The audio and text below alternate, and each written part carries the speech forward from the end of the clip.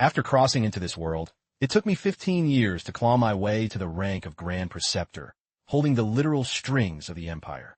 Yet, just as I prepared to indulge in the fruits of my ambition, two transcendent beings shattered the peace above the Imperial Palace. They clashed in the heavens with terrifying force, treating the mortals below as mere dust beneath their feet. The cataclysmic shockwaves rained down like a digital apocalypse, reducing the glorious capital to a mountain of charred debris. My dozens of beautiful consorts and my own flesh and blood were instantly swallowed by the carnage.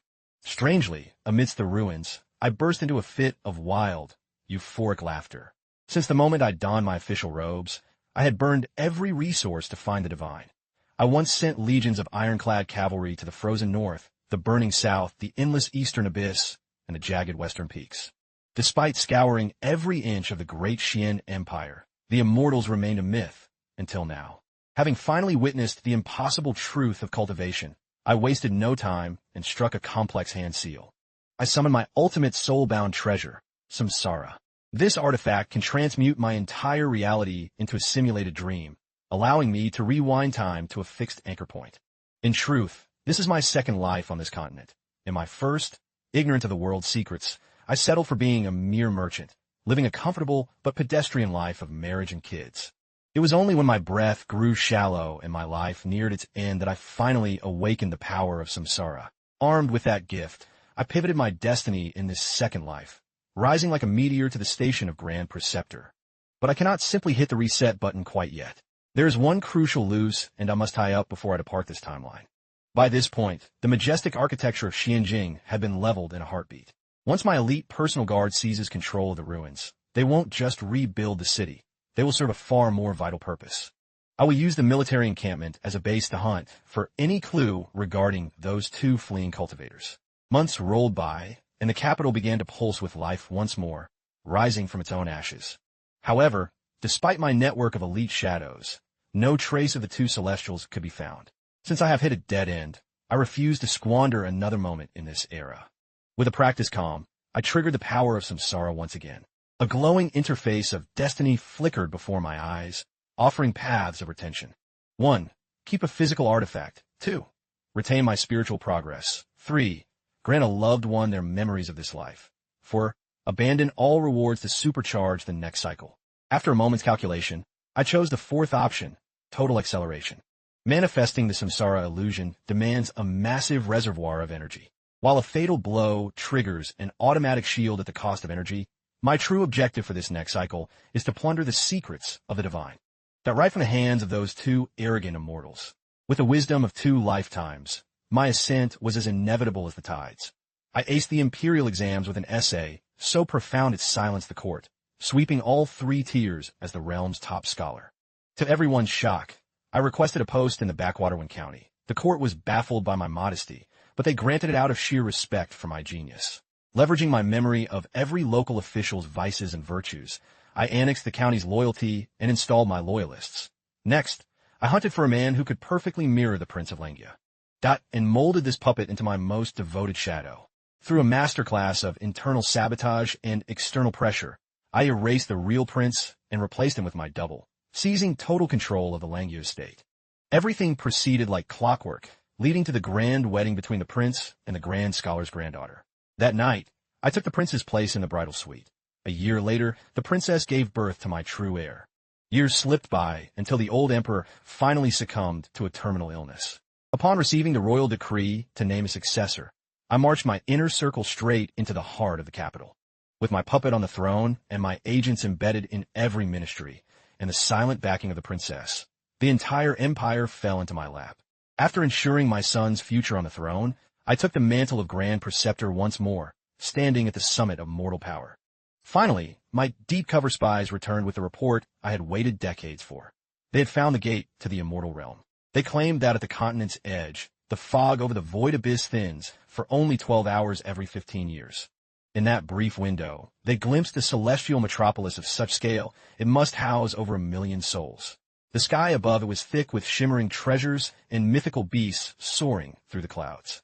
Eager for an entry point, I pressed them for a way down into that paradise. They admitted failure, explaining that every attempt ended in tragedy as violent, supernatural gales tore their men apart. I sighed, realizing there are no shortcuts. I must wait for the scripted arrival of those 2 cultivators above my city. Another 15 years passed until the calendar hit the exact date of the original catastrophe.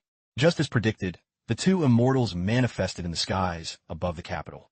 But this time, before they could even trade their first blows, they were met with a storm of high-velocity metal projectiles screaming up from the ramparts. The brute known as Ko Hong frantically conjured a shimmering barrier to deflect the onslaught. Peering down, he was stunned to see mortals wielding strange iron tubes that spat death and fire. Ko Hong stared at the lead slugs with genuine bewilderment, unable to fathom their nature. With a flick of his finger, he used a telekinetic pull to snatch one from the air for closer inspection. He scoffed, realizing such primitive toys only functioned because the laws of the Great Tao were fractured in this land. He looked down with pure disdain, insulted that mere ants would dare to strike at a god. With a casual wave of his hand, he unleashed a massive, roaring dragon of flame toward the streets below. In an eye blink, the fire dragon tore through the city like an engine of divine wrath. Once again, the majestic capital was leveled into a smoking, flat wasteland. But as the smoke cleared, the expression on his face shifted from arrogance to utter shock. He saw that while the buildings were gone, every single mortal stood untouched and unharmed. His companion, Dao Xuanzi, narrowed his eyes and realized the truth. Those projectiles were coated in fresh mortal blood. Ko Hong gasped. He knew that mortal blood carried the mortal-immortal barrier, a spiritual poison that cripples magic on contact and can even snuff out a cultivator's life. Sensing a deadly trap, the 2 panicked and immediately tried to flee the airspace. At that moment, I roared, "If you flee today, the secret of your core formation technique will be broadcast to every sect in the cultivation world by dawn." Dao Xuanzi's heart nearly stopped. Their possession of that technique was a secret they would have killed to keep. It was impossible for a mortal to know. He couldn't have guessed that I had eavesdropped on their dying arguments during our previous timeline. While they were frozen in disbelief, dozens more heavy artillery shells launched from hidden bunkers. When the shells detonated, they showered the immortals in a mist of concentrated mortal blood. Corroded and drained of their spiritual essence, the 2 fell from the clouds like broken birds, crashing into the dirt. My soldiers surrounded them, shouting, "Immortal masters, cease your struggle. The Grand Preceptor decrees that if you submit, that your pathetic lives will be spared." As Dao Xuanzi prepared for a final, suicidal burst of energy, a ring rolled across the dust toward him. He looked up to see it belonged to Ko Hong, who was coughing up his lifeblood nearby. Ko Hong urged him to take the storage ring and find any way to survive this nightmare. With his final breath spent, he closed his eyes as I watched the drama unfold from a safe distance. I was genuinely impressed. I hadn't expected the mortal-immortal barrier to be quite so devastatingly effective. Dao Xuanzi was convinced a rogue cultivator was hiding among the mortals, using us as pawns to destroy them. He refused to accept an end at the hands of someone he considered so beneath him. Igniting his very soul, he channeled his remaining life force to command the laws of nature one last time. Dot screamed to the heavens, "Sword, heed my call." The skies split open, and a gargantuan blade, hundreds of meters long, pierced through the layers of the atmosphere. As the world-ending sword plummeted toward the center of my capital, I calmly triggered Samsara once more to end this cycle and reset to my anchor. This time, my strategy would shift. I would corrupt one of them before they ever reached the city. In this new life, after seizing the throne, I traveled personally to the edge of the void abyss. Based on my calculations, today was the window where the impenetrable mist would finally part. But when I raised my telescope to view the paradise below, a cold shiver raced down my spine. There were no golden palaces or bustling streets. The abyss held nothing but a graveyard of shattered ruins. Carved into the massive cliffside in letters of fire were the words, "The path to immortality is severed." I was left reeling, wondering what cosmic disaster had wiped out the cultivation world I was trying so hard to reach. I waited until the fateful day when the 2 cultivators were due to arrive over the capital. This time, I ordered my men to focus their entire volley solely on Ko Hong. Then I bellowed, "Ko Hong, we have been waiting for you," acting on the secret orders of Master Dao Xuanzi. Ko Hong, reeling from the blood-tainted attack and the realization of the trap, felt a wave of cold terror wash over him. He turned a look of pure hatred toward his companion and spat, "You treacherous snake." Dao Xuanzi was floored. He couldn't understand why these ants were using his name or how they knew about the blood barrier, frantically swearing he had nothing to do with it. I didn't give him a chance to recover, shouting, "Master Dao Xuanzi, don't betray us now." You promised that once we helped you steal the core formation scroll, you'd lead my people out of this cursed land. You told us about the mortal barrier yourselves. We betrayed our own kind for you. If you abandon us, our blood will be on your hands. This revelation pushed the already paranoid Ko Hong over the edge, convinced that Dao Xuanzi was double-crossing him. In this realm, no other soul could possibly know of that forbidden technique. Seeing the situation spiral, Dao Xuanzi realized he couldn't let this stand. He channeled his spiritual energy into his seeker art to pinpoint the source of the mysterious voice. The moment he locked onto the location, he dove toward the earth like a falling star, radiating pure aggression. Upon impact, he found no hidden assassin, only a strange, rectangular black box. He stared at it, wondering what kind of bizarre magical artifact it was and marveling at the cowardice of its owner. With a dismissive sneer, he flicked his wrist, obliterating my loudspeaker with a surge of immortal energy. Just then, Ko Hong descended upon the scene, his voice trembling with rage as he barked. Dao Xuanzi, we've been brothers in arms for a century. I never dreamed you were such a deceptive snake. Without waiting for a response, he thrust his palms forward, unleashing the devastating Inferno Dragon manifestation. A massive, roaring pillar of celestial fire erupted, surging violently toward his former friend. Dao Xuanzi, seasoned by 100 years of conflict, wasn't about to perish without a fight. He summoned his spirit blade in a flash of silver, meeting the wall of flame with a bone-jarring impact. I seized the moment and projected my voice again. Dao Xuanzi is a traitor. If he prevails, we are all dead. Soldiers, strike. Support Master Ko Hong and bring down the betrayer. And exploded in fury, shouting directly into Ko Hong's face. You utter moron. Can't you see we are being played like puppets? But Ko Hong was beyond reason. He wove his fingers into a complex seal, triggering his ultimate technique, the dragon's cage. A geometric prison of white-hot plasma descended from the heavens, snapping shut around Dao Xuanzi. Trapped and desperate, Dao Xuanzi rapidly chanted incantations to shatter the searing enclosure. A deafening explosion rocked the capital as he broke free, clutching his blade and soaring back into the clouds.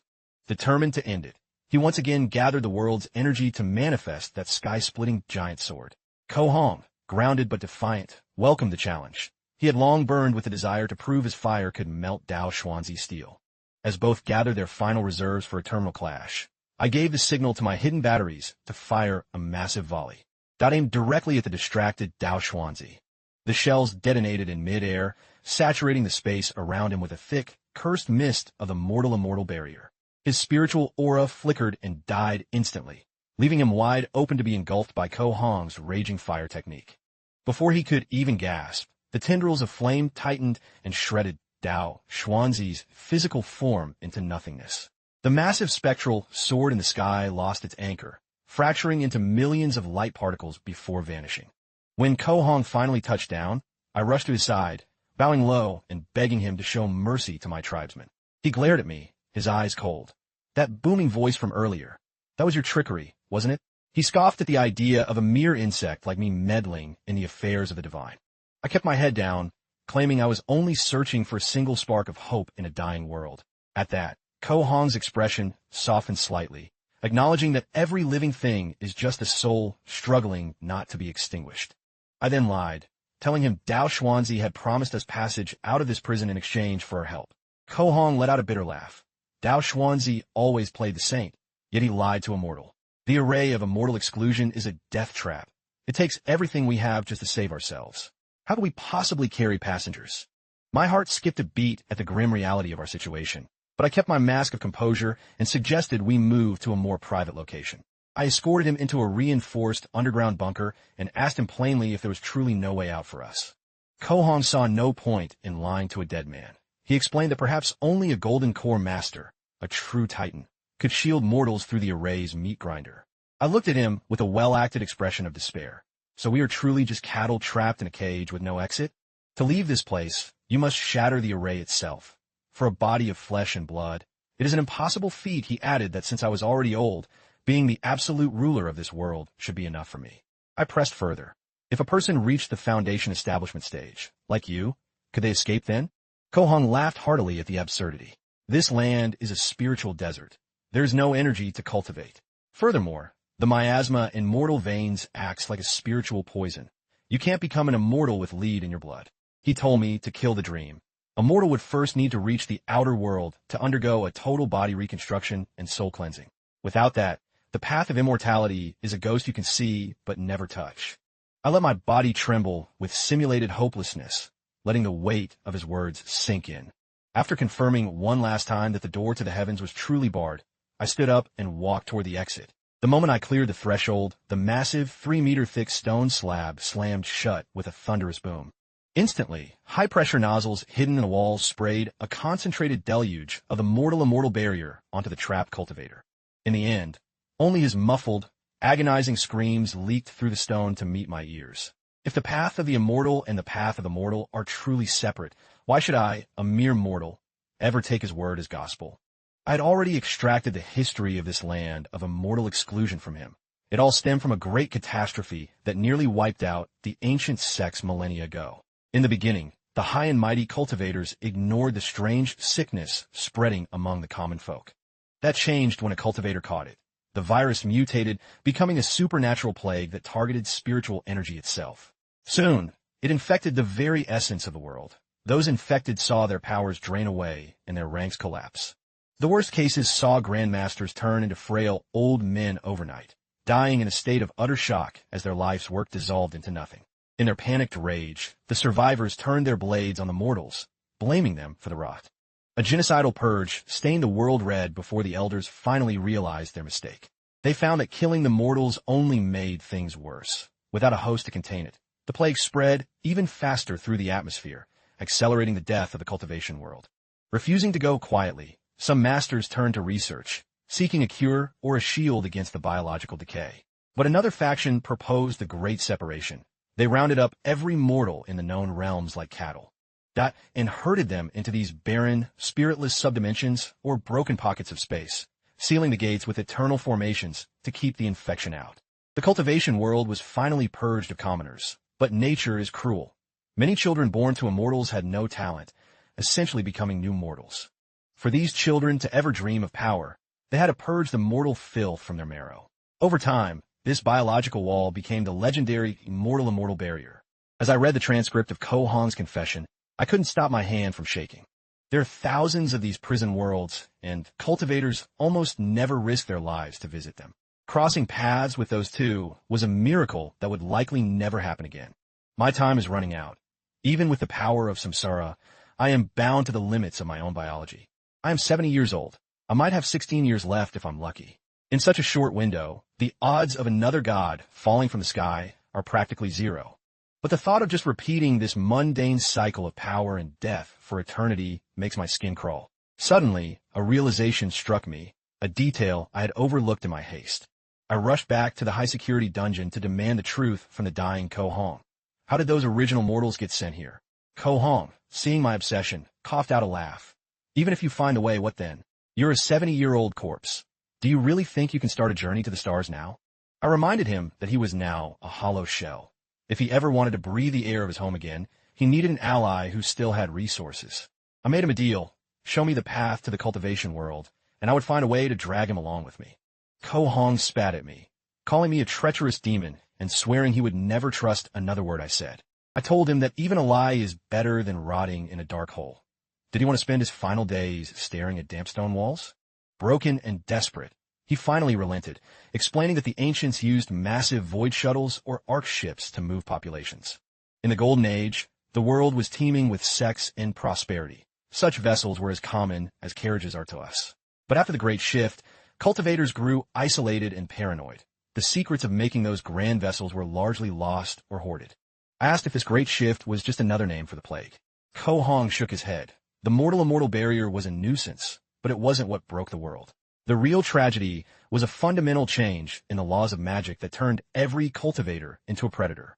His words echoed his earlier battle cry about the path to the Golden Core. While techniques abound, the bottleneck at the foundation stage has become a graveyard for millions. I asked if the catastrophe was the discovery that immortal paths are mutually exclusive. Ko Hong nodded grimly. That was the heart of the nightmare. He told me that in the mythic era, there were no such limits. Sects were like open gardens where anyone could learn the Tao and share their light. Back then, masters lived to teach, and if you hit a wall in your practice, a dozen seniors were ready to guide you. Knowledge was a shared river, and the exchange of ideas made the entire world flourish with divine energy. But one day, the well began to run dry. Cultivators noticed their progress slowing to a crawl. They realized with horror that they could feel others practicing the same arts. The more people who used a specific technique, the more the world's essence for that path was divided, leaving everyone with nothing but scraps. As their lifespans ticked away and their progress froze, the holy men of the sects finally showed their teeth. Overnight, beloved teachers, devoted students, and blood brothers became mortal enemies competing for the same oxygen. A war of extinction swept the cosmos. If someone practiced your art, they were a thief stealing your immortality, and they had to be erased. There was no hiding in the wilderness, for your very soul acted as a beacon to anyone else sharing your technique. After hearing this dark history, I asked how anyone manages to survive or practice in the world today. Ko Hong explained that in the modern era, you really only have two grim options for survival. The first is the Myriad Immortals Union, a massive, cutthroat marketplace where you trade your life and labor for contribution points to buy fragmented techniques and scraps of energy. The second is to sell your soul to the Council of Five Elders. They have immense power and welcome anyone with talent, but you must sign a blood contract that turns you into a lifelong servant of their will. I mused aloud. So knowledge isn't truly dead. It's just been locked behind a paywall? Ko Hong corrected me. Most of what is available are just mutilated techniques. Even the versions fixed by the great powers can usually only take a person to the peak of the Qi refinement stage. To build a true Tao foundation, you have to find a rare, higher-tier manual. The cycle repeats at every major stage of growth. And true golden core techniques? Those are the stuff of myths and legends now. I frowned.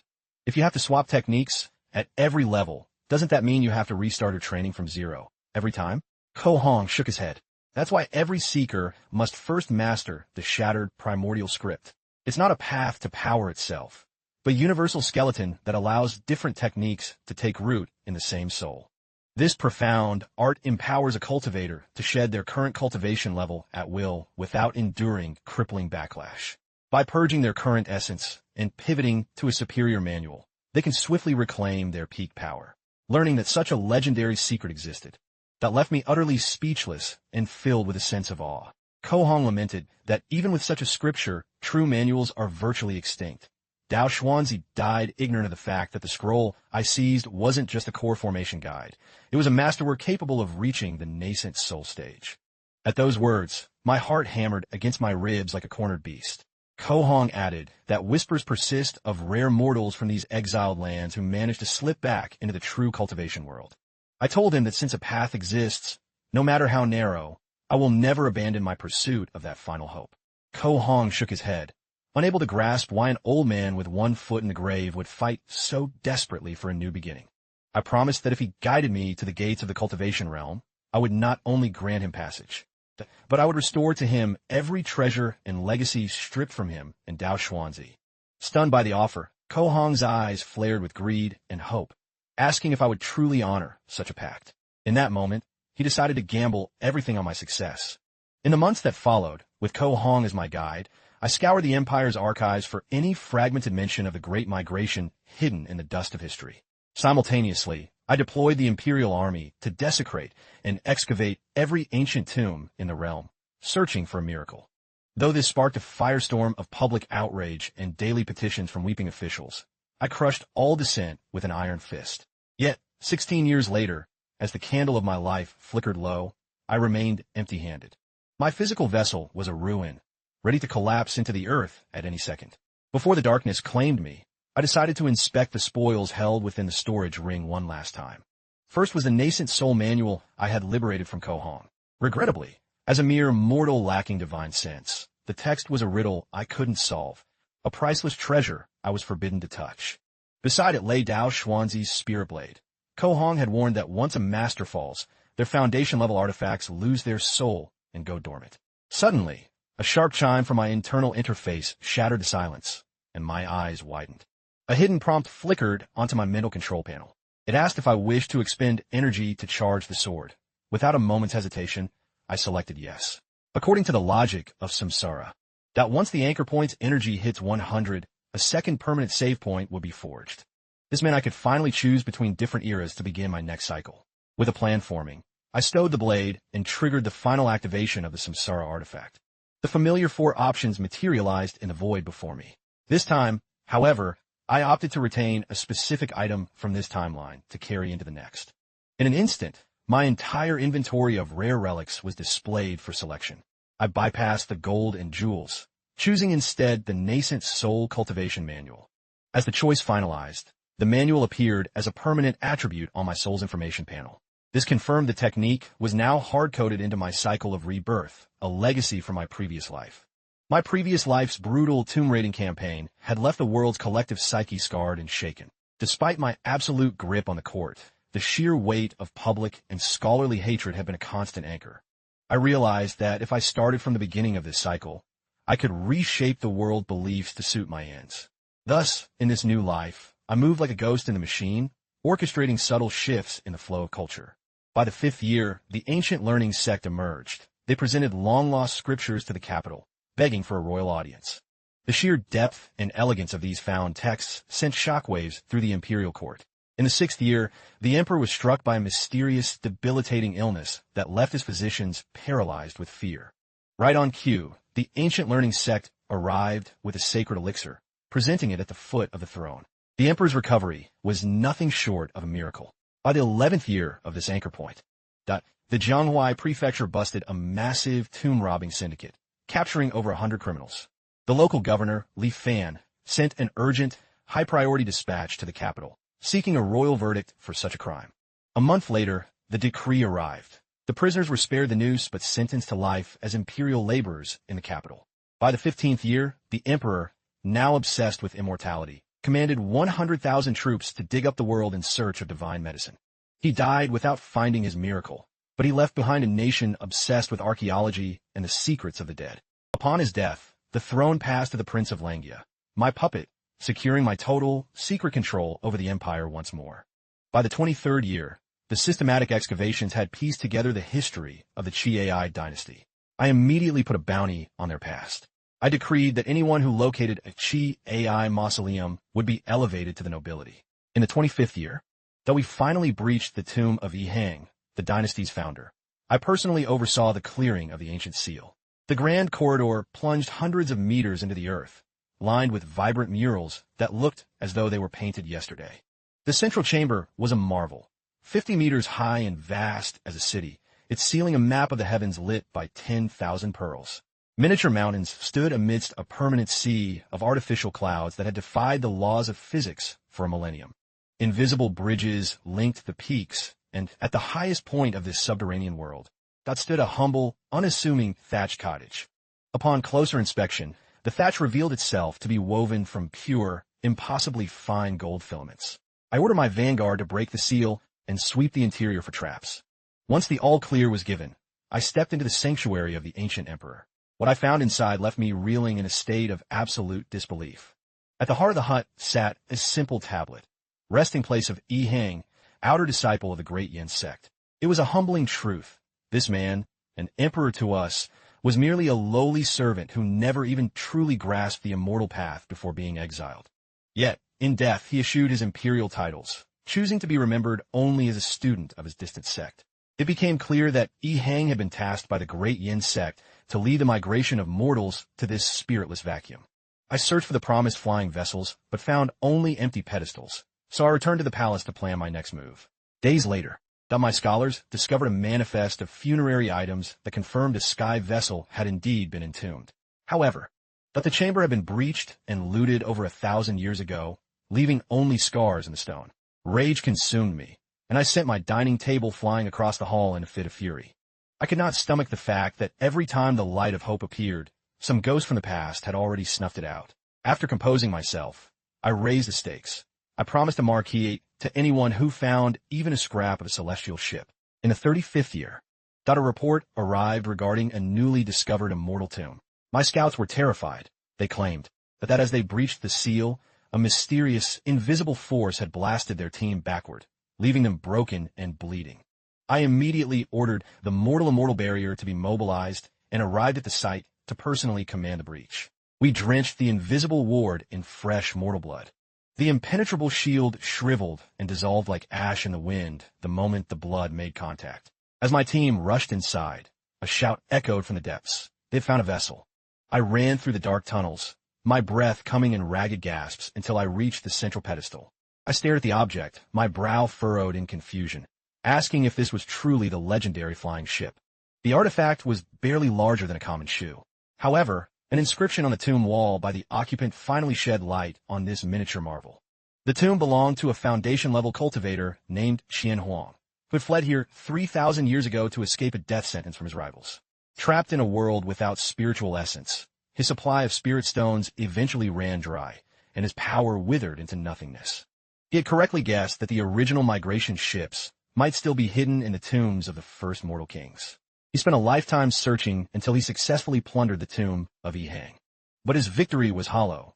The ship's core was shattered, and he lacked the divine craft to repair such a complex engine. Qian Huang had died in despair. I looked at a nearby tablet, which the system identified as a fragmented tribe tablet, a rare treasure of heaven and earth. When I touched it, there was no magical resonance. The mortal-immortal barrier had likely decayed it into common stone. I then gathered his remaining legacy. He left 2 techniques: the Minor Turtle Decree for Qi refinement and the Cloudwater 6 for foundation building, both showing a single active practitioner. Seeing active users, I initially suspected a trap, but then I paused. Without realizing the math didn't add up. 3 millennia had passed. Even a Golden Core Master would be dust by now. I theorized that these manuals must be tied to original master copies held in the outside world. After the Great Cataclysm, major powers like the Alliance or the Council likely hoarded the originals and leased out copies. Whenever a path became vacant, the administrators would put it back on the market. These 2 arts had likely been recycled through thousands of hands.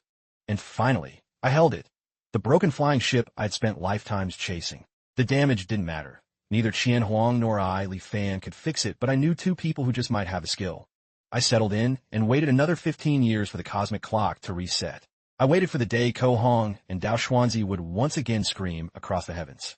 This time, before their duel could begin, I projected my voice to the clouds, asking if they were truly prepared to die for a third-rate core formation scroll.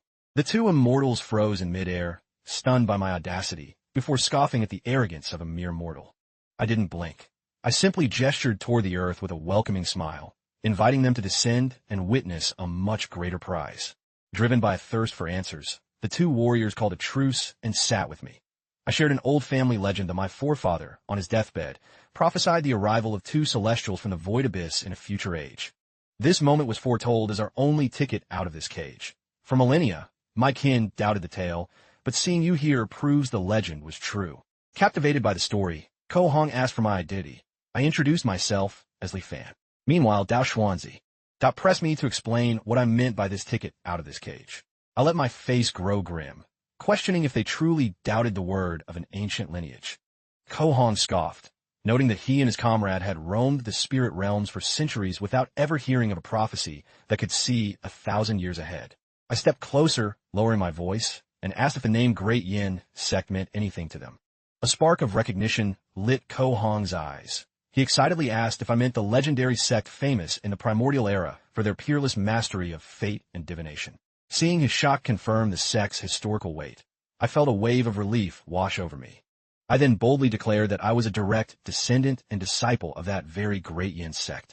I explained that while my ancestor belonged to the sect, he found the path of power dull, choosing instead to master the mysteries of the unseen and the future. When the Great Cataclysm forced the mortals to flee, his skills in the first stage of Qi refinement were enough to resist exile. Yet, moved by his family's terror, he volunteered to lead the migration and remained here to guard our bloodline. Softening his stance, Dao Xuanzi said the story made sense, but he still wondered why I had intervened in their duel. I told them plainly. First, you are the fulfillment of my destiny to escape, and second, it seemed a tragic waste for 2 masters to kill each other over a common core formation scroll. Dao Xuanzi sighed, explaining that in the world beyond, techniques are so scarce that brothers frequently butcher one another for a single page of ancient text. At that moment, I dropped the bombshell. My ancestor had left behind a complete golden core manual for the ones who would save us. Ko Hong beamed, turning to Dao Xuanzi to exclaim how perfect this was. They no longer had any reason to remain enemies. Dao Xuanzi, now fully focused, asked exactly what price I required for such a treasure. I explained that my ancestor's dying wish was for us to return to the Great Yin sect. To ensure this, he left a divine relic known as the Great Yin Vessel. Though broken, the prophecy claimed that one day, A master of the blade and a master of crafting would arrive to repair the vessel and lead his children out of this forgotten land. Convinced by the eerie accuracy of the prophecy, both men were awestruck by the sheer power of great yin divination. To ensure they didn't think I was all talk, I prepared to show them the manual as an act of good faith. When Ko Hong tried to follow us, Dao Xuanzi cast a freezing glare at him, asking if a core formation scroll wasn't already enough to sate his greed. The sharp rebuke sent a visible shiver through Ko Hong. He quickly backed off, muttering that he had no interest in spying. Watching them bicker, a quiet, cunning smirk touched my lips. As I led Dao Xuanzi to the vault, he hesitated at the threshold, noticing the air was saturated with the lethal mortal-immortal barrier, but a mist that could easily snuff out his life essence. I reassured him that caution was necessary. For us mortals, this poison is the only shield strong enough to guard our family's greatest legacy. Reaching into the depths of the vault, I pulled out a weathered manual. It was the very same nascent soul technique I had stripped from Ko Hong in my previous existence. Recognizing the immense power of a nascent soul manual, Dao Xuanzi's hands began to shake with pure adrenaline. I realized he had no idea Ko Hong's scroll was of equal rank. I whispered that I had downplayed the manual's power in front of the other master, fearing his greed might lead to our murder. Overwhelmed with gratitude, Dao Xuanzi gave a formal salute and swore he would force Ko Hong to work day and night to fix the great yin vessel. I laughed with feigned warmth, promising that once we reached safety, the manual would be his. Upon returning, Dao Xuanzi lied to his companion, confirming only that I possessed a genuine core formation text. Ko Hong suggested they simply slaughter me and take it, arguing that no army of ants could stop two gods. Dao Xuanzi countered that as a great yin heir, my divination had already proven terrifyingly accurate. There was no telling what traps I'd set. He convinced Ko Hong that a simple repair job was a safer path to power. In truth, he just wanted to keep the nascent soul secret for himself. The relic, which looked like a humble carved boat, took the two of them a grueling year to restore. Finally, they presented the finished craft to me. Ko Hong explained that the core power array, the size-shifting seals, and the propulsion systems were back to peak performance. However, a lack of rare metals meant the weapons and shield were only functional at a basic level. It could endure the passage through the great array, but it would be vulnerable if ambushed by other cultivators in the open sky. Clutching the great yin vessel, I felt a surge of triumph, telling them that as long as I carried the family token to the spirit realm, the sect would find me. Ko Hong noted that the vessel has 3 distinct states, fueled by spirit stones and steered by the mind's eye. The scout form is 10 meters long. The transport form grows to 100 meters. And at its absolute limit, the war form stretches a full kilometer from bow to stern. He warned that their spirit stone supply was low, just enough to fuel the second form for our escape from this void. He added, with a condescending grin, that it required a cultivator's mental strength to pilot. He asked if I needed his superior mind to guide us. Before he could finish, I performed the complex activation hand seal perfectly. With a flick of my wrist, the boat roared to life, expanding to 100 meters in an instant. Ko Hong gasped in disbelief, marveling at how a mere mortal could command such a high-level relic with such effortless grace. I brushed it off as a simple family inheritance, not worth their surprise. I then beckoned Dao Xuanzi to the vault to fulfill my end of the bargain regarding the manual. A few days later, they prepared for departure. With their spirit stones dwindling, staying in this spiritless wasteland threatened to permanently damage their cultivation. Dao Xuanzi told me that if I survived the journey, I should seek him out at heaven-reaching city in the Yunju Peaks. He then pressed a shimmering parchment into my hands. He explained it was a detailed navigational chart of the exit zones beyond the Great Array, created specifically for my journey. After a final exchange of hollow pleasantries, the two vanished into the horizon as twin streaks of brilliant light. As they flew, Ko Hong remarked that while I was surprisingly clever, I was an old man whose life was a fading ember. Even if I reached the spirit world, I wouldn't last a decade. Dao Xuanzi replied that without immortality, all human effort is just a dream. Their own bloody struggle was for that same slim chance at eternal life. Suddenly curious, Ko Hong asked to see the technique Dao Xuanzi had received from me. Dao Xuanzi gave a cryptic smile, suggesting it was likely identical to the one in Ko Hong's own pocket. He promised Ko Hong that once he entered seclusion and broke through to the Golden Core stage, he would fulfill the 3 favors he owed his brother. As they reached the ceiling of the world, Dao Xuanzi challenged Ko Hong to dive through the barrier before the lethal mist had even parted. Ko Hong roared with laughter, accepting the dare as he plummeted head first into the swirling clouds. The moment they were gone, I steered the great yin vessel to their exact jumping-off point. I am 71 now. The next natural opening in the mist is 14 years away, time I simply do not have. With nothing left to lose, I decided to gamble my soul on a forced entry into the Immortal exclusion array. Grit in my teeth, I pushed the engines to the limit and dived into the abyss. Beneath the void abyss, a suffocating white fog swallowed the world, creating a haunting, dreamlike silence. Suddenly, a violent impact nearly threw me from the deck as the ship began to shudder and groan. I realized I had hit the astral wind layer. Ko Hong had warned that these invisible blades could mince a mortal in seconds without a spiritual shield. I fought the controls for 30 grueling minutes before finally breaking through the localized storm. The turbulence died away, replaced by an infinite, blinding radiance. I had finally broken the chains. In the world beyond, I stumbled upon a lost art and, within a century, stood as a golden core master. My ascent became legendary. 1,000 years later, I broke the heavens and entered the immortal realm. Starting again as a novice among gods, I climbed the celestial hierarchy. Eventually, I reigned as an immortal emperor, the undisputed sovereign of an entire universe.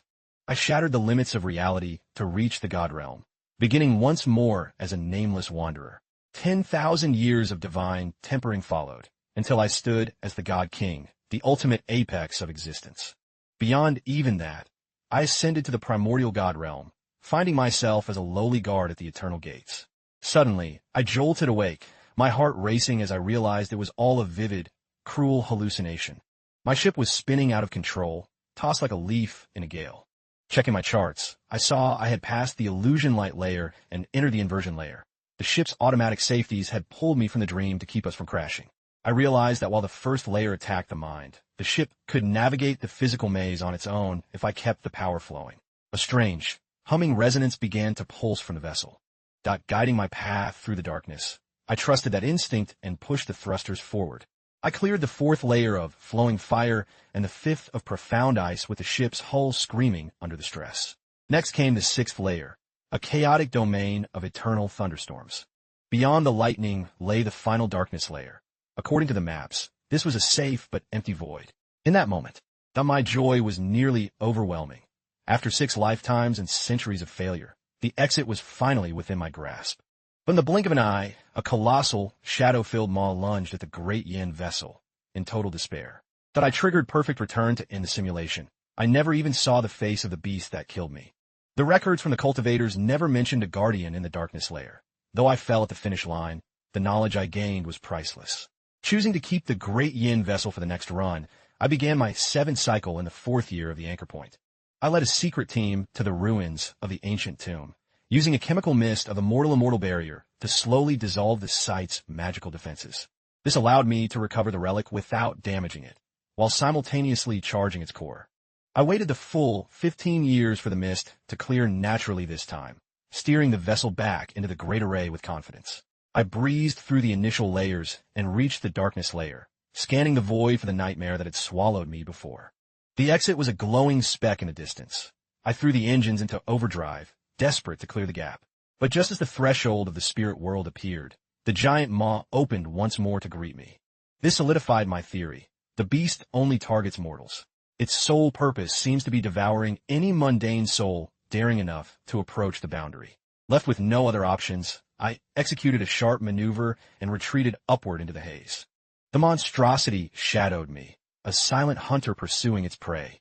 Only when I crossed back into the protective chaos of the thunderstorm layer did the pursuit finally cease. When I finally caught a clear glimpse of the creature's true form, a paralyzing chill washed over me. The entity was a whale of unfathomable proportions, a leviathan of the deep void. My 10-meter vessel was insignificant. It wasn't even the size of a single one of its jagged teeth. Despite the staggering difference in scale, the beast tracked my every movement with surgical precision. Over the next 15 years, I attempted to breach the darkness layer dozens of times, but the window between my entry and the whale's detection grew narrower each time.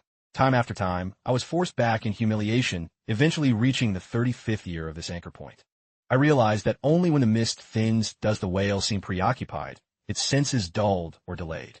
In that brief window, I might finally reach the floor of the void abyss. I prepared for a final, desperate gamble, planning to punch through the darkness at maximum velocity. But just as the radiant glow of the exit appeared in my sight, the Leviathan lunged again, triggered by the depth of my intrusion. I was too deep. There was no room left to maneuver or escape. I had no choice but to trigger samsara to end this cycle, focusing my remaining spirit on charging the artifact's energy. In the 4th anchor year of my 8th reincarnation, I desecrated Tian Hong's tomb once more. By the 5th year, that on the day the celestial mist parted, my energy reserves had climbed to nearly 90. Yet anything short of 100 was a failure in my eyes. I could only wait in the shadows until the 20th anchor year. My subsequent efforts ended in ruin. Even at the 35-year mark, the abyss remained barred to me. Still, these failures were not without profit. My mastery over the great yin vessel's complex controls became second nature. By the 50th year, I abandoned my suicide runs into the darkness layer. I was old, my reflexes had dulled, and my spirit was a flickering candle. Instead, I sought out my 2 immortal acquaintances, hoping their knowledge might contain the key I lacked. I used the lure of the core formation manual once more to draw them into the Grand Preceptor's estate. I presented them with a detailed sketch I had made of the void-dwelling Leviathan. Ko Hong stared at the drawing in total confusion, swearing he had never encountered such a beast during his own crossings. Dao Xuanzi, however, grew silent, a look of grim realization crossing his features. He recalled a fragment of lore from a forbidden text. In the primordial era, there existed a power known as the beast-taming sect. They lacked traditional spells, relying instead on the beast-taming decree to bind exotic monsters to their will. Their most legendary guardians were these very whales. Ko Hong's eyes widened as he identified it, the boundary-rending whale. With this name in hand, I urgently pressed them for any known weakness or way to bypass the creature's vigil. But they could offer nothing. The species was thought to be extinct for millennia, a ghost story even to the oldest cultivators. I sighed, realizing the path forward was mine alone to forge. After paying Dao Xuanzi his price, I activated samsara to reset the clock. In my 9th life, I returned to Tian Hong's tomb, hoping for a fresh charge of energy, but the artifact remained dormant and unresponsive. Through decades of the 20th, 35th, and 50th years, I tried and failed repeatedly. By the 65th anchor year, I was 85, and the cold hand of death was reaching for me. This time I stopped fighting. I surrendered the helm and let the great yin vessel drift aimlessly toward the abyss, powered only by the current. Miraculously, the boundary-rending whale never appeared. I drifted undisturbed until the exit loomed just ahead.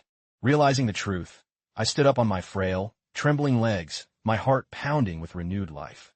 I seized the controls and hammered the thrusters, screaming toward the exit at the very bottom. The moment I surged forward, the Leviathan materialized, its jaws wide and hungry. The revelation hit me. The whale is blind to stillness. It only reacts to acceleration and sudden shifts in velocity. As long as I maintained a perfectly steady, constant pace, I could walk right past the guardian of the gate. I erupted into a fit of triumphant, manic laughter.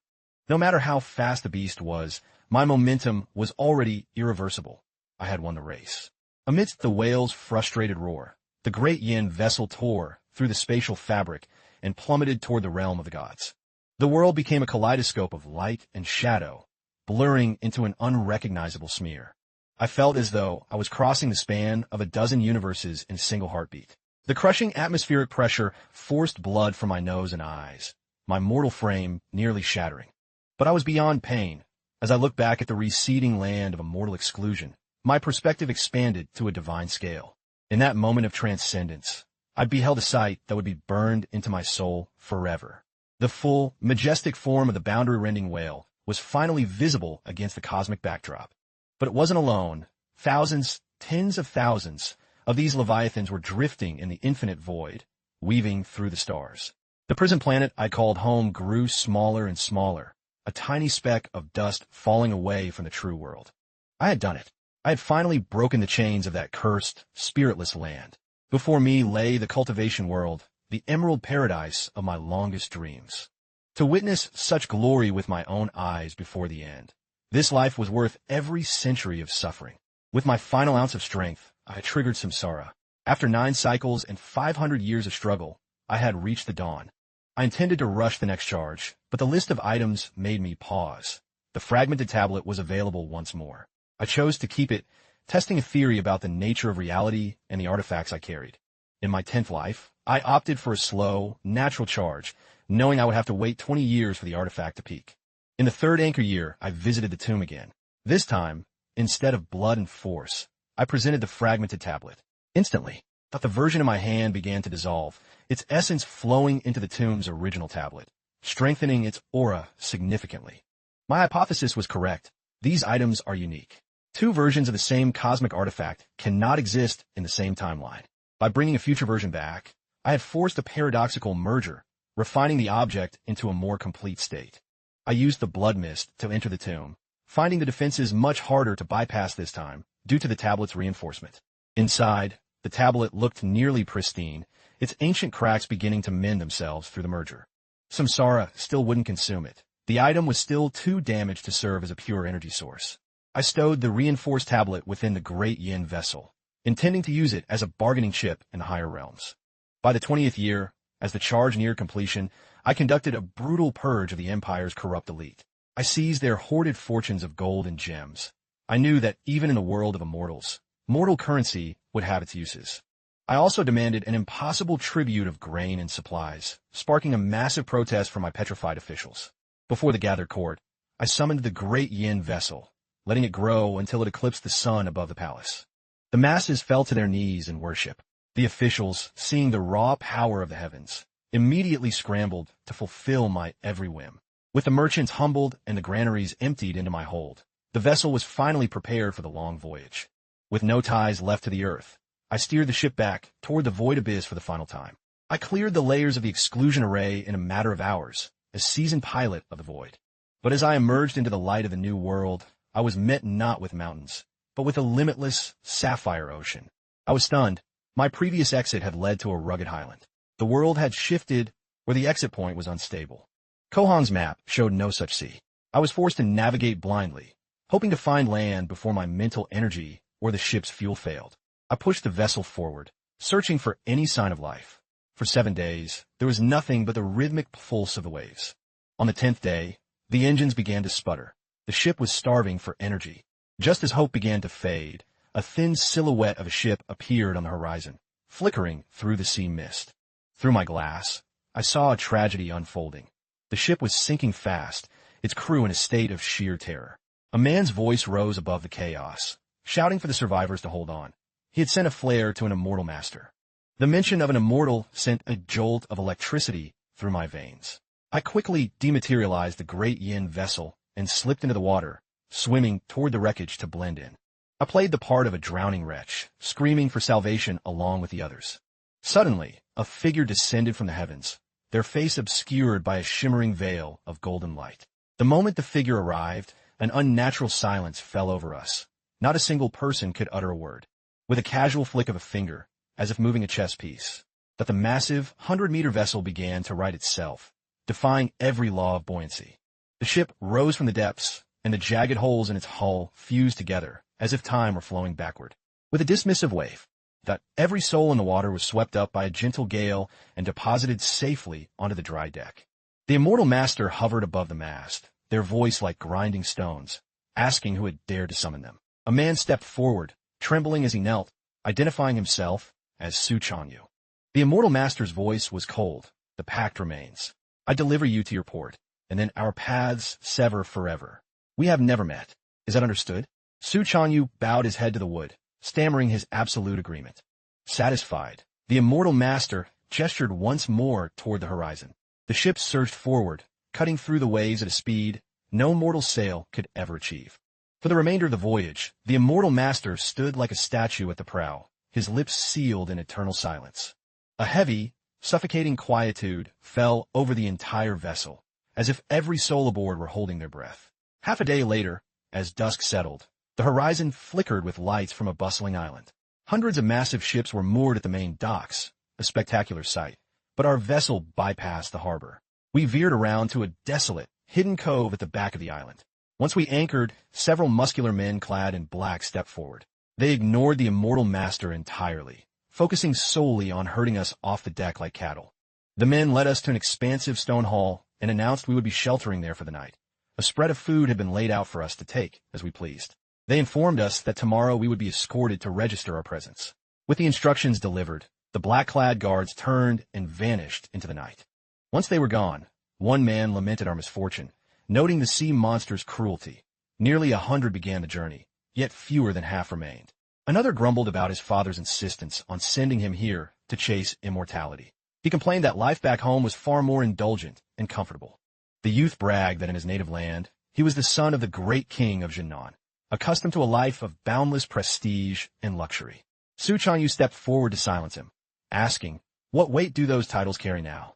Every one of our families paid a staggering price to get us here. Stop your whining and focus on your path. If you truly ascend to become an immortal master, you'll gain more than just long life. You'll have the power to return and save your kin." Listening to their exchange, it was easy to confirm my suspicion. These people, just like me, were refugees from a land of immortal exclusion. However, it seemed that in their specific corner of exile, the cultivation world was an open secret, and a sophisticated smuggling network had been established. While I was lost in thought, a sudden tap on my shoulder broke my focus. A man peered at me, noting I looked like an outsider, and asked which high office I held in Dali, or if I was a merchant prince from a distant province. I offered no reply. I simply turned and brushed his hand away with cold indifference. Sensing my aura, the portly man could tell immediately that I was someone used to wielding absolute authority. Intimidated, he didn't dare press further and quickly scurried away. At dawn the next morning, we were told we would soon be taken to register our residency to officially become citizens of Lioli Island. We were strictly warned to keep our mouths shut. If questioned, our story was simple. We were residents from a neighboring island whose homes were wiped out by a hurricane, arriving here as desperate refugees. Following the order, we all shed our fine silks for tattered, travel-worn rags. Under the watchful eyes of the black-clad guards, we were led through a subterranean passage up to the surface world. The locals barely spared us a glance. Groups of bedraggled newcomers were clearly a routine sight. After winding through the city streets, we eventually halted at a grand estate. A servant ducked inside to announce us, then hurried back to lead us through the rear entrance into a massive hall. I noticed 2 or 3 other groups had already arrived, bringing the total number of refugees to over 100. After a long wait, it was finally our group's turn. Our guide stepped forward, bowing slightly as he addressed a man named Manager Zhao. Manager Zhao strolled over, scanning our ranks, and asking if this was the latest batch of refugees needing papers. Before the guide could speak, a crimson light flickered in Zhao's eyes. He turned to a man named Sun Zhong and remarked that these refugees looked remarkably like fallen nobility. Sun Zhong explained they were once prominent families whose wealth vanished instantly during the disaster, lacking an immortal master's protection.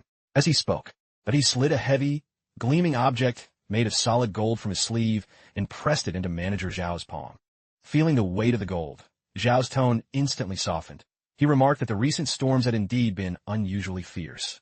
He added that it was only due to the mercy of our benevolent immortal master that we were providing aid to the displaced. He praised the Heavenly Treasure Pavilion's dedication, promising to mention their hard work to the Island Lord, so they might share in the divine rewards. With the pleasantries concluded, he began the official process of recording our identities. When I stepped forward, he studied my face with a lingering, curious gaze. He asked for my name to finalize the entry in the island's records. Once finished, he handed me a stone identification token with my name etched into the surface. He instructed me to prick my finger and let a drop of blood fall onto it. This was now my permanent proof of existence. He emphasized that this token was essential for taking jobs, receiving food, or passing checkpoints. Losing it was not an option. Sun Zhong watched from the side, surprised that the usually brusque Manager Zhao was being so helpful and detailed with me. Once everyone was processed, Sun Zhong escorted us toward a designated living district. Sun Zhong was told that now that the residency was secured, it was time to finalize the spiritual contracts. Sun Zhong reached into his robes and produced a shimmering sheet of parchment. He bit his thumb and traced his signature onto the page in blood. The paper dissolved into a flurry of golden embers that faded into the air.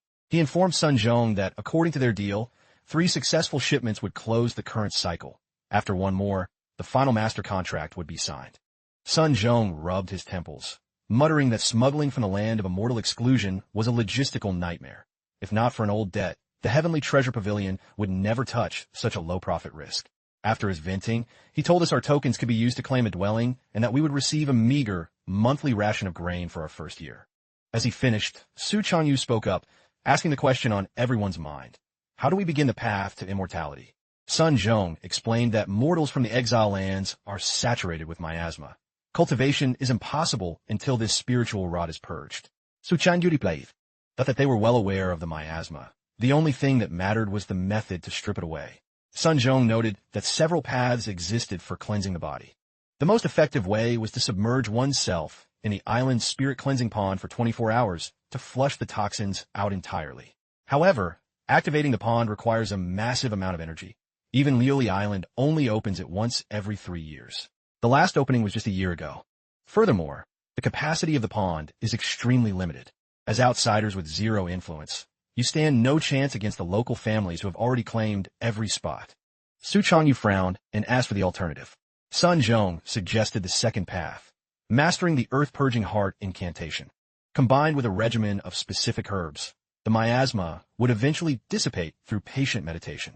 This method takes 5 to 6 years to complete. It is slow, but it is safe and carries no financial burden. At the mention of a 6-year delay, Su Changyu's fists whitened as he gripped them tight. He demanded to know if there was any faster way, no matter the risk. Sun Zhong's expression turned grim. He revealed that the third way involved volunteering for human experimentation. Certain immortal masters on the island are obsessed with the nature of miasma within a living host. Every year, they seek volunteers from the mortal population to serve as living laboratories. The masters use agonizing techniques to forcibly drain the miasma for their research, while the body is cleansed in just a few months. But the torment is so visceral that most subjects lose their sanity before the process is even half complete.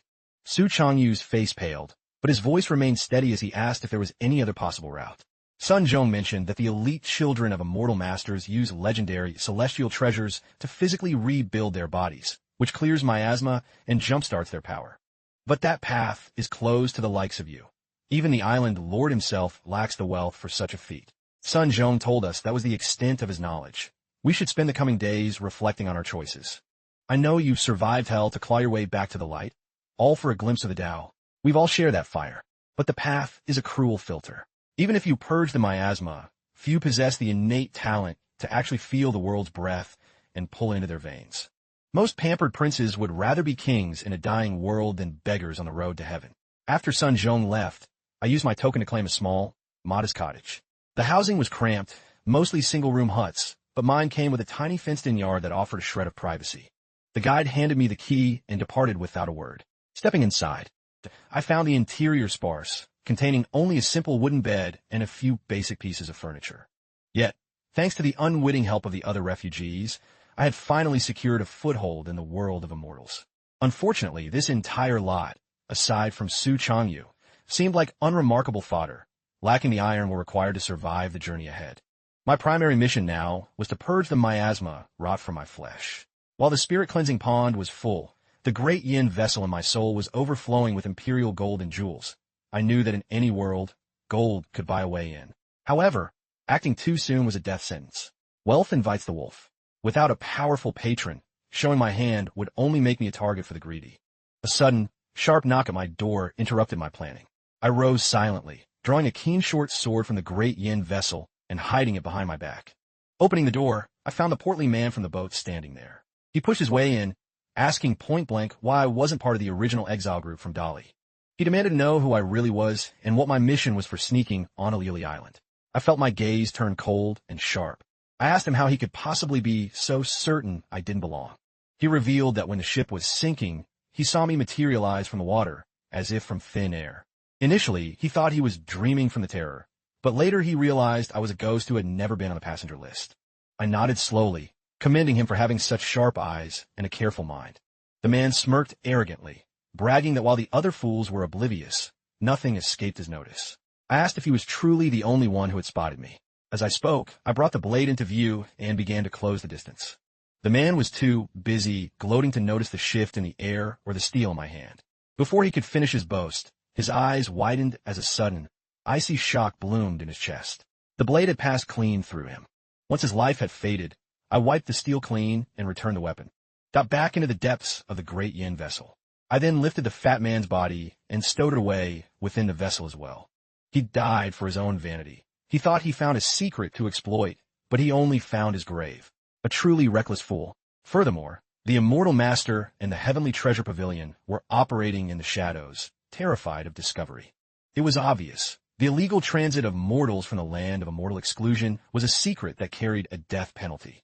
Because their business was illicit, they would never dare report a missing person or launch a public search. Even if they suspected he had come to my room, without a body or a witness, they were powerless to move against me. Would you like me to continue editing the subsequent sections of your story to maintain this tone? Events unfolded exactly as I had foreseen. Within a few days, the portly man's disappearance went entirely unnoticed, save for a brief inquiry from Su Chanyu.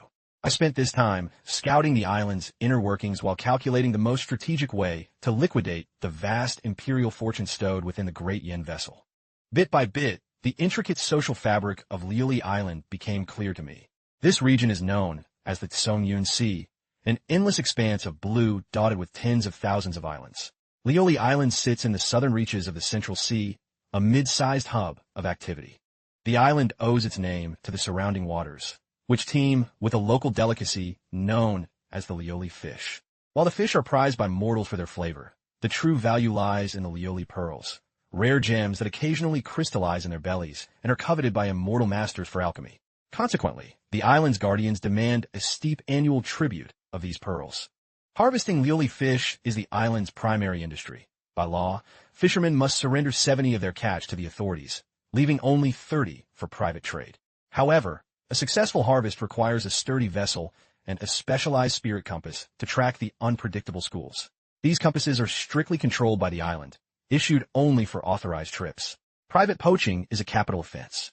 Rumors recently began circulating about a fleet that stumbled upon an ancient shipwreck during a routine expedition. Deep-sea divers recovered dozens of chests overflowing with precious metals and jewels.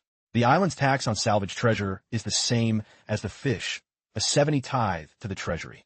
The news set the island ablaze with greed. Suddenly, everyone was scrambling for back-alley connections to secure a position on the next official voyage. This was my opening. If I could secure the right to lead a fleet, I could discover my own hoard and legitimize the immense wealth hidden in my soul. The challenge lay in obtaining an individual permit, as the waiting list was miles long. After some discreet probing, I identified the true power players. The island lord relies on a triumvirate of confidants. Manager Zhao, the master of personnel. Manager Qian, the keeper of the treasury, and a second manager Zhao, who oversees security. Manager Qian maintains an iron grip on the voyage permits. While the two Zhaos constantly vie for a piece of the action, Qian only tosses them a few scraps on recruitment days. I recalled Manager Zhao's curiously soft attitude toward me during registration. Though I didn't yet know his motive, I realized he was my most likely gateway to the sea. The following day, I returned to the Heavenly Treasure Pavilion, hoping Sun Zhong could facilitate a meeting with Manager Zhao. To my surprise, the black-clad sentries blocked my path with cold, decisive finality. I was baffled. The pavilion is a house of trade. Driving away a potential client before they even enter is bad business. Furthermore, the guards didn't even bother to check with their superiors. It felt as though I had been blacklisted. Had something happened to the other refugees that caused Sun Zhong to sever all ties with us? A bit of local gossip soon provided the missing piece of the puzzle. Desperate to purge the miasma from his system, Su Chanyu had volunteered for the lethal human experiments. Before being taken away, he had signed the final smuggling contract. With the deal fulfilled, the contract scroll dissolved into nothingness. Sun Zhong no longer had any legal or spiritual obligation to look after us. I couldn't help but marvel at Su Chanyu's grim resolve to throw himself into such a meat grinder. An acquaintance mentioned he had tried to talk Su Chanyu out of it, but the man was possessed by a singular focus. He revealed that Su Chanyu's desperation stemmed from a desire to save his dying sister back in the old world. He was gambling his life for a miracle. Despite Sun Zhong's attempts to freeze me out, I wasn't about to let my only lead go cold. I remembered Sun Zhong's brief flash of empathy towards Su Chanyu. He wasn't inherently cruel, merely pragmatic. His current frostiness was likely a defensive maneuver to avoid being dragged down by the taint of the exiled mortals. Undeterred, I marched back to the Heavenly Treasure Pavilion the very next morning. The guard's face turned purple with rage, asking if I had a death wish for showing my face again. I remained perfectly composed, projecting my voice so the street could hear. I am here to conduct high-level commerce. Is it the pavilion's policy to insult and bar its patrons before they even speak? My calculated outburst immediately caused pedestrians to slow their pace and eavesdrop. The guard grew visibly flustered as the situation spiraled out of his control. As a crowd began to gather, whispering about the pavilion's lack of professionalism. But the guard had no choice but to scurry inside. Moments later, he returned and begrudgingly ushered me through the doors. He escorted me to a luxurious private parlor where maids served a steaming pot of tea. I took a slow, appreciative sip, noting that the brew was of exceptional quality. Sun Jong entered the room shortly after, identifying the leaves as Great Jade Rock Dragon tea, a rare variety harvested from volcanic vents on the seafloor near Great Jade Island. Since that island had recently been reduced to rubble, the tea had become a priceless luxury. I set the porcelain cup down with a nod, thanking old Sun for such an extravagant reception. Sun Jong paced toward me, stating that his debt to our people was paid. He demanded to know what business could possibly justify this intrusion. I corrected him gently, stating that I wasn't here seeking charity, but a mutually profitable partnership. Sun Jong sneered, asking what a penniless refugee could possibly offer a merchant of his stature. I didn't argue. I simply met his gaze with a stare so cold and unwavering it seemed to freeze the air between us. He faltered, seeing a depth of iron-willed authority in my eyes that no common mortal should possess. He finally sat down across from me, his curiosity getting the better of his disdain. I asked if the pavilion would be interested in securing exclusive voyage permits. Sun Jong admitted that the sea was a gold mine. That not just for the fish, but for the countless relics and treasures swallowed by the waves over the centuries. Naturally, the Heavenly Treasure Pavilion craved a larger share of that wealth. However, he lamented that Manager Qian held the keys to the fleet. Even the powerful manager, Zhao, struggled to get a single boat. He looked at me skeptically, asking how a newcomer that could possibly hope to tip the scales in such a high-stakes political game. I told him that if he granted me an audience with Manager Zhao, I possessed the leverage necessary to bring him to our side. The room fell into a tense silence, which was suddenly shattered as the doors swung open. A veiled woman of commanding presence swept in. Then let us test your mettle. I will arrange the meeting with Manager Zhao, but if you fail, I'll have you butchered and fed to the sharks. Sun Jong leaped to his feet, bowing deeply. Greetings, shopkeeper. As she took her seat, I offered a respectful nod of acknowledgement. The shopkeeper remarked that I carried myself with the air of a man who actually delivered on his boasts. I assured her that in my long life, I had never once broken a promise. She leaned in, stipulating that if this succeeded, the pavilion would claim a significant percentage of the spoils. I countered with a bold offer. I would take none of my personal 30 share. Every coin and pearl I earned would be split between the pavilion and Manager Zhao. The shopkeeper's eyes narrowed behind her veil, asking why I would work so hard for absolutely no monetary gain. I looked her in the eyes and stated my price. I want a guaranteed spot in the body-cleansing spirit pond. The revelation left both of them stunned into silence. Then, the shopkeeper erupted into peals of genuine, mocking laughter. She asked if a man in my advanced years truly thought he could start over as a fledgling immortal alongside teenagers. She laughed until she was gasping for air, clutching her sides at the absurdity of my ambition. When the laughter finally died down, I spoke with a quiet, terrifying intensity. I seek only a path to longevity. If I perish in the attempt, so be it. The shopkeeper's amusement vanished, replaced by a flicker of genuine respect for my obsession. She straightened her robes and gave a sharp nod. Very well. I accept your terms. As I rose to leave, she informed me that she would send word once the secret meeting with Zhao was finalized. I gave her my address, Outer City, Building 6, and walked out into the sunlight without looking back. After I left, Sun Jong voiced his concern, noting that a spot in the spirit pond was worth a small fortune. The shopkeeper disagreed, noting that while the competition was fierce, the pavilion had the influence to pull it off. If this man delivers a functioning fleet, the profits in 5 years will far outweigh the cost of one pond entry. This is a gamble where the house always wins. She paused, a chill running down her spine. Besides, she whispered, there is something truly predatory in that old man's eyes. On my walk home, I stopped at a local apothecary to purchase the heart-cleansing incantation and its required herbs. With 2 years until the pond opened, I had time to kill. I hoped that perhaps my own hidden potential might surprise me, allowing me to purge the miasma through sheer discipline. For the next few days, I secluded myself, focusing on my mental fortitude. However, before Zhao summoned arrived, grim news reached my door. Su Changyu was dead. When they returned his remains, that he was nothing but a mangled pile of scorched flesh and bone, a testament to the agony of the experiments. It was a stomach-churning sight. His fellow exiles were so destitute they couldn't even afford a handful of earth to cover him. They were going to toss him into the sea like trash. Moved by a rare impulse of pity, I paid for a proper burial so he could rest in the ground. Xiao Huang, the former prince, wept openly at the graveside. I felt no such grief, only a cold, analytical melancholy. Su Changyu was a man of high character. and possessed a will of iron. He was no genius, but he was far superior to the average man. If even he could be broken by the miasma removal process, the bridge to immortality was clearly built over a canyon of corpses. My own attempts at the heart-cleansing incantation soon proved equally discouraging. I was forced to face the reality that I possessed no hidden talent for the arts. I spent an entire month in meditative seclusion. Normally, even a person of mediocre skill would feel a sharpening of the senses after 2 weeks, but for me, there was only a frustrating, hollow silence. Another 2 weeks passed before the Heavenly Treasure Pavilion finally called for me. I was led to a secluded garden where I found Manager Zhao waiting, his back turned to the entrance. I approached with a formal greeting, maintaining a respectful but confident distance. Zhao noted that the pavilion spoke highly of my ambition to secure a fleet. He questioned my sanity, asking what possible leverage a mortal could have to achieve such a thing. I replied that a fleet is merely a tool for generating wealth. I asked him how the predictable profits of fishing could possibly compete with the overwhelming riches of a guaranteed treasure salvage. Zhao scoffed, stating that finding one wreck was a miracle, let alone doing it consistently. He noted that in 15 years, only a handful of such finds had ever been recorded. I met his skeptical gaze and asked, "What if I told you that every single voyage under my command would return with its hull heavy with ancient gold?" As I spoke, a sinister flash of crimson light flared in Zhao's pupils once more. "Would you like me to continue with the next part of this fascinating story?" He whispered under his breath that I was, remarkably, telling the absolute truth.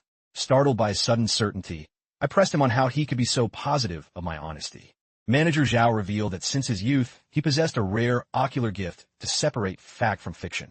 As I spoke, he saw a soft white radiance emanating from me, confirming my words were sincere and my heart lacked malice. I was awestruck that such a mystical ability existed. I then asked if his unusual kindness during my registration was because his eyes had caught a glimpse of something then. He admitted he saw I was no mere aristocrat and that my hands were stained with a lifetime of blood. It was clear I was a man of formidable history. His civility toward me was a calculated move, a simple gesture to plant the seeds of a favorable karmic connection for the future. I noted that Sun Zhong had lied about us being disaster victims on that first day. Surely he saw through that facade? Zhao simply chuckled and said it was irrelevant. With the island under the iron watch of the Immortal Masters, they fear no disruption. As long as these refugees stay in line, their illegal status is of no concern. Besides, providing sanctuary for those displaced by disaster was a divine decree. There was no reason to penalize Sun Zhong for populating the island with fresh souls. Once the pleasantries were over, I asked him to formally weigh my proposal for a deep-sea permit. Manager Zhao leaned back, noting that handing a fleet to an unproven stranger would ignite a firestorm of resentment among the established captains. After a contemplative pause, he suggested I join an existing expedition as a scout first. If I truly delivered treasures every trip as promised, the crew would be won over. Only then could I seize the helm without opposition. I offered a deep bow of respect, acknowledging the wisdom of his gradual approach. Meanwhile, Sun Zhong lost no time in reporting the outcome of our meeting to the mysterious shopkeeper. The shopkeeper was visibly stunned by the news. She found it hard to believe I had charmed the shrewd manager, Zhao, so effortlessly. She questioned if I was merely a silver-tongued gambler or if I truly possessed the secret to commanding the waves. Sun Zhong admitted he was barred from the private details of our talk, leaving my true leverage a total mystery even to him. After a moment of cold calculation, the shopkeeper commanded Sun Zhong to hand over the deed for the prime courtyard on East Street to me immediately. Sun Zhong gasped in shock, reminding her that they had paid a small fortune for that property specifically to lure manager Qian into their pocket. He urged her to reconsider, suggesting they wait until I actually had the fleet in my grasp before gifting such a lavish prize. The shopkeeper's brow furrowed as she told him to simply obey. She warned that once the fleet was secured, a simple courtyard would be far too small a price to earn the loyalty of a man like me. Would you like me to continue with the next chapter of your journey?